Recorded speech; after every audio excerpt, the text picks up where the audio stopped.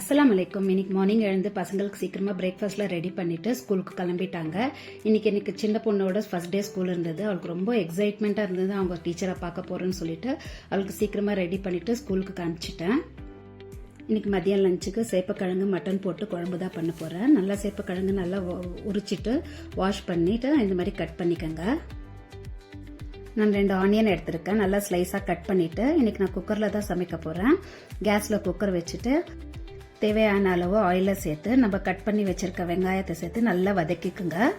அது கூடவே நம்ம இஞ்சி பூண்டு பேஸ்ட்டை சேர்த்து நல்லா வதக்கி நம்ம வாஷ் பண்ணி வச்சிருக்க மட்டனை சேர்த்து ஒரு 2 நிமிஷம் நல்லா வதக்கி விட்டுக்குங்க. 1 டீஸ்பூன் உப்பு, 2 teaspoon red chilli powder, 1 teaspoon மஞ்சத்தூள், 1 டீஸ்பூன் கொரியாண்டர் பவுடரை சேர்த்து நல்லா கொத்தமல்லியை சேர்த்து நல்லா ஒரு கிளாஸ் தண்ணி ஊற்றி 2 விசில் எடுத்துக்கோங்க.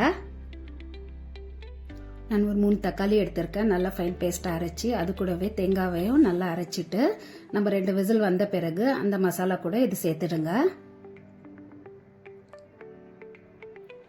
அது கூடவே நம்ம வாஷ் பண்ணி வச்சிருக்க சேப்பக்கிழங்க எடுத்து சேர்த்து ஒரு தேவையான அளவு உப்பை சேர்த்து ஒரு 2 விசில் எடுத்துக்கோங்க.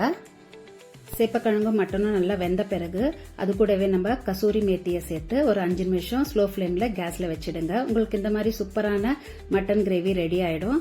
சாப்பிட்றதுக்கும் ரொம்ப டேஸ்டியாக இருக்கும்.